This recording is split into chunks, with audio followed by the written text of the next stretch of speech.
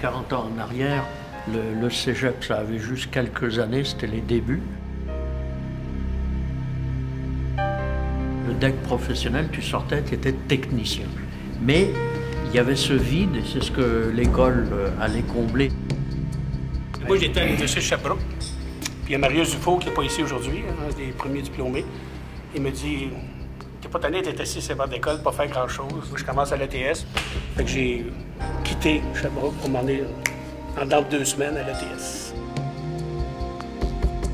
C'était comme du gâteau, là. Fait que j'ai embarqué là-dedans à 100 000 à l'heure. J'avais hâte de bouger. La partie pratique, terrain, me manquait beaucoup. Ce qu'on ne retrouvait pas du tout à la Polytechnique.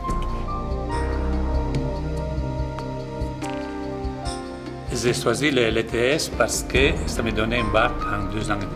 On est tombé dans le réalisme et les machines immédiatement, la réalité des marchés. On voulait aller plus loin, aller chercher une coche de plus, si tu veux, du côté technologique.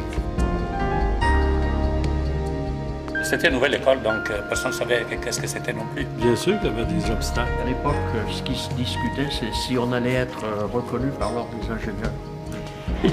Ça a pris plusieurs années encore. C'est peut-être nous, notre caractère aussi, qui fait qu'on a voulu être dans ce programme-là. Aventurier. Explorateur, innovateur et tout ça. Quelqu'un qui nous disait non, c'est un défi de prouver qu'il avait tort de nous dire non. Dans les universités, dans les compagnies, il n'y aura pas de projet, tout le monde dirait non. Moi, j'étais en manufacturing toute ma vie. Puis, je ne peux pas prendre non comme excuse. Toujours l'opportunité de trouver quelque chose de nouveau, d'améliorer quelque chose.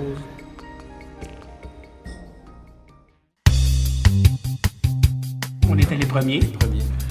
Et les premiers, on sait que le groupe est petit. Fait que ça n'a pas été long. Je pense qu'au bout de 2 semaines, on était assez proches et on était quasiment des frères. On se cachait rien, on déconnait. Le plaisir que j'ai eu le soir après l'école, c'était comme fou. On avait, nous autres, une petite gang, on se tenait. Vu qu'ils fermaient l'école jusqu'à 11h, puis qu'on aimait ça aller se promener dans les petits recoins qu'on était, ça, la batterie. Ben ça, fais attention, il y en a que le blond est ici. Qu'est-ce qui était intéressant, on se saisissait le soir à l'école, on faisait nos devoirs, on faisait nos travaux en gang, mais avec de la bière. On fêtait, on avait du plaisir, on travaillait ensemble, on s'aidait. Je pense que c'était une fois par semaine qu'on faisait les repas. Et puis à chaque fois, c'était un étudiant ou un professeur qui amenait les repas pour tout le monde. Le temps qu'on était ici, on a formé vraiment un noyau.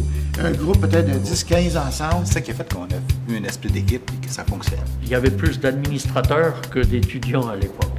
Donc, on se croisait, on se parlait. C'est un peu cette relation qu'on avait avec la direction de l'école. Toc, toc, toc, voilà, on rentre. Tout le monde voulait que ça fonctionne, autant au niveau administratif qu'au niveau des étudiants. Fait que tout le monde allait dans les mêmes élections. Oui, on était un petit groupe, mais tu retrouves ça aujourd'hui aussi. Sauf qu'à l'époque, il y a 40 ans, ça représentait l'ensemble de l'école. Je crois que c'est ça la différence. Je me rappelle en télécom, où tu as 2 étudiants dans la classe. Le professeur, là, il te lâche pas. Là. Ce qui est embêtant, c'est la moyenne de la classe.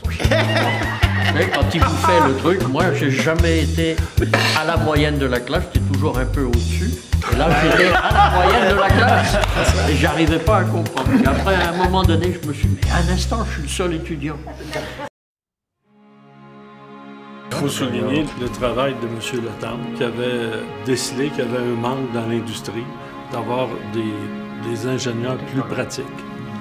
Je pense qu'il nous a transmis le goût de toujours chercher quelque chose de meilleur.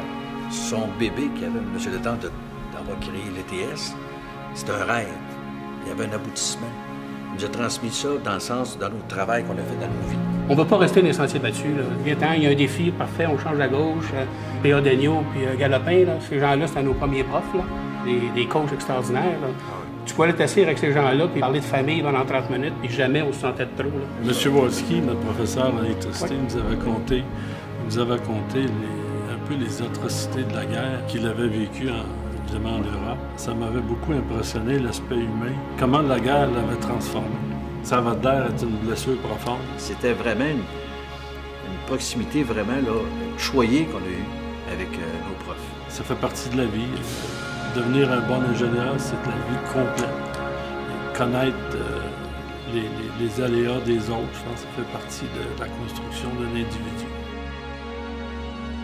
on est content d'avoir donné comme l'air d'aller. Moi, j'en retiens un grand sentiment de fierté. Moi, j'aime bien le mot pionnier parce que l'école, en 40 ans, sortir des sentiers battus. Là. On a été dans les premiers. Puis si on regarde aujourd'hui, moi, c'est la première fois que je reviens ici depuis.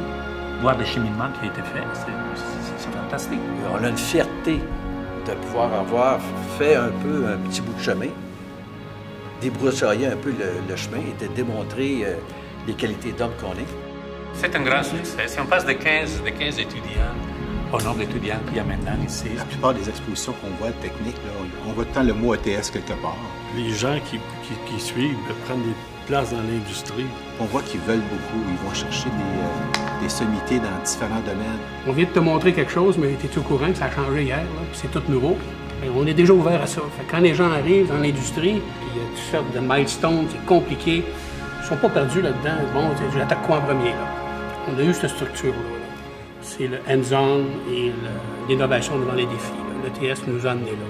Le conseil que je peux donner, c'est seulement soyez vous-même, donnez le maximum. Soyez passionnés dans ce que vous faites.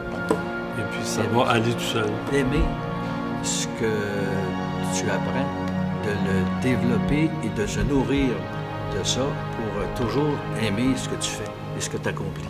Tant aussi longtemps que tu aimes ce que tu fais, mais c'est facile de transmettre ce sang-là aux autres. Ce que vous faites pour vous-même, vous le faites en même temps pour la société.